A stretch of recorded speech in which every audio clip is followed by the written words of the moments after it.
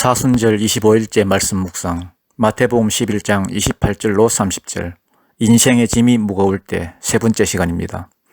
수고하고 무거운 짐진 자들아 다 내게로 오라. 내가 너희를 쉬게 하리라. 나는 마음이 온유하고 겸손하니 나의 멍에를 메고 내게 배우라. 그리하면 너희 마음이 쉼을 얻으리니 이는 내 멍에는 쉽고 내 짐은 가벼움이라 하시니라. 아멘. 인생의 짐이 무거울 때 우리가 해야 될 일이 뭐냐? 어떻게 해야 우리가 쉼을 얻을 수 있습니까? 오늘은 그 세 번째 단계로 배우라 하는 겁니다. 내게 배우라. 그리하면 너희 마음이 쉼을 얻으리니. 첫 번째는 주님께 가라고 했지요. Come to me. 내게 오라. 주님께 가면은 가서 맡기면 주님께서 맡아주시고 해결해 주신다 그랬습니다. 두 번째는 멍에를 메라 했지요.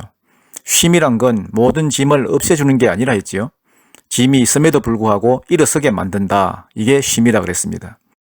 그러기 위해서는 주님이 지어주시는 멍에를 즐거운 마음으로 지는 게 중요합니다. 그래야 짐도 쉽게 지고 사명 감당 잘 할 수 있다. 멍에를 메라. 오늘은 세 번째 단계로 배우래요. 뭘 배우느냐? 온유와 겸손을 배우래요. 나는 마음이 온유하고 겸손하니 나의 멍에를 메고 내게 배우라. 그리하면 너희 마음이 쉼을 얻으리니 이는 내 멍에는 쉽고 내 짐은 가벼움이라. 배워야 됩니다. 언제까지 배워요? 죽을 때까지 배우는 거예요. 우리의 짐 문제를 해결하기 위해서 사명 감당하기 위해서는 계속 배워야 됩니다. 뭘 배우느냐? 온유를 배우고 겸손을 배워야 돼요. 시간이 가는데도 온유를 못 배우고 겸손을 못 배우면 짐 못 져요. 사명 감당 못 한다고요. 온유가 뭡니까? 부드러움이에요. 부드러움.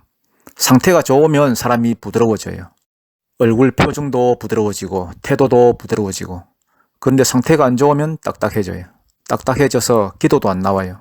죄나 짓고 굳어지게 됩니다. 그러면 부러지겠죠? 사람이 너무 강한 게 좋은 게 아니에요. 홍해결 씨라고 의사인데요. 한 번씩 아침마당 이런 데도 나오고 그래요. 이분이 그러더라고요. 암 같은 것도요.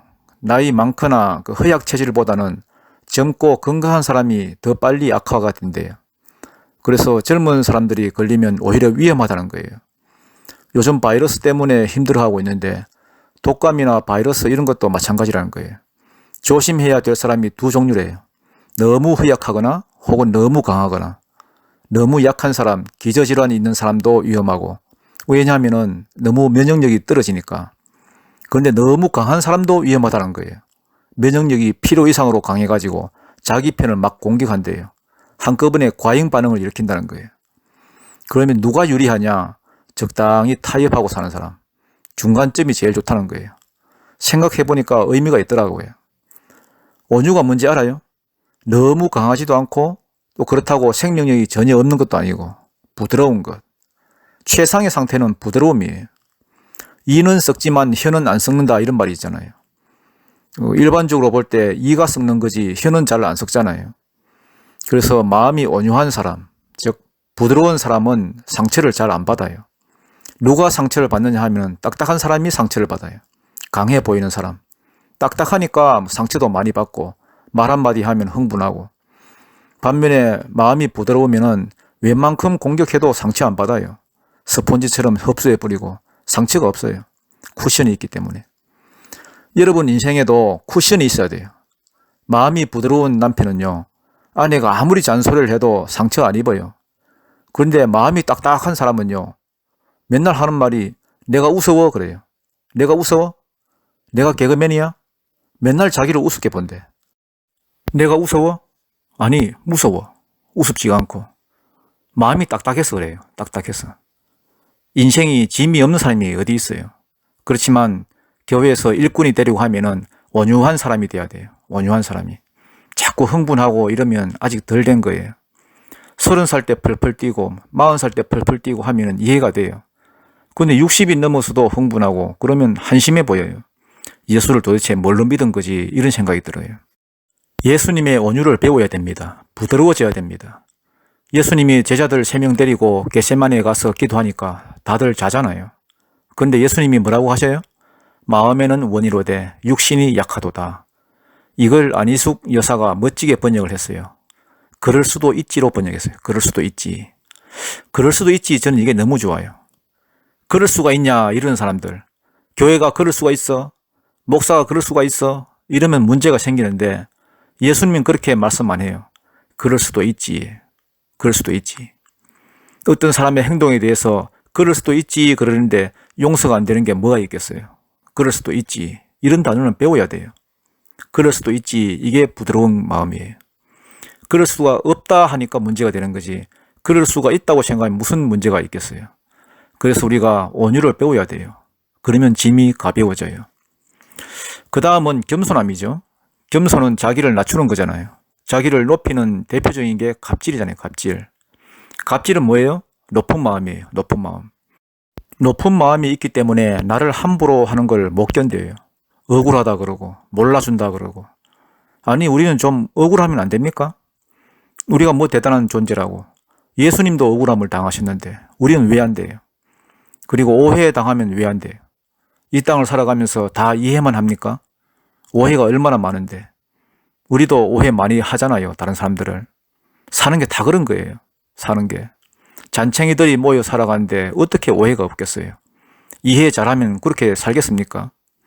우리는 다 오해하는 사람끼리 모여 사는 거예요. 그리고 오해는요, 시간이 가면 해결이 돼요. 시간이 가면은. 오해 때문에 죽고 사는 것 아니에요. 또 모욕. 나는 모욕 좀 당하면 안 돼요? 나는 자존심 좀 상하면 안 돼요? 그게 겸손이에요. 사람이 중심이 있다는 게 뭡니까? 칭찬이나 비난 가운데서도 침묵하고 살아가는 거예요. 칭찬한다고 해서 호들갑 떨지도 않고 비난한다고 해서 열받지도 않고. 왜냐하면 중심이 있으니까. 많이 받아도 흔들리지 않고 어려움 당해도 흔들리지 않고 중심이 있다는 얘기가 겸손하다는 얘기예요. 겸손이란 게 뭐예요? 나는 아니고 주님이 전부십니다. 빛이 없어도 찬양이 있잖아요. 나는 없어도 당신이 있으면 나는 있습니다. 나는 있어도 당신이 없으면 나는 없습니다. 당신이 있음으로 인해서 나도 있습니다. 그게 겸손이에요. 이제 다시 돌아와서 모든 인생은 짐이 있습니다. 수고하고 무거운 짐을 지고 살아갑니다. 무거운 짐은 이거 어떻게 해야 됩니까? 첫째, 주님께 가면 해결됩니다. 주님께 가면은 쉼을 주십니다. 둘째, 멍에를 매는 것입니다. 쉼이란 건 짐을 없애는 게 아니라 짐이 있음에도 불구하고 힘을 얻고 일어서는 것입니다. 멍에를 매면 쉽습니다. 짐이 두렵지 않습니다. 그래서 멍에는 선물입니다. 마지막으로 배우는 겁니다. 주님께 가면은 멍에를 지워주시고 일어설 힘을 주시고 그 다음 배우게 됩니다. 힘들지 않게 짐을 지르면 뭘 배워야 돼요?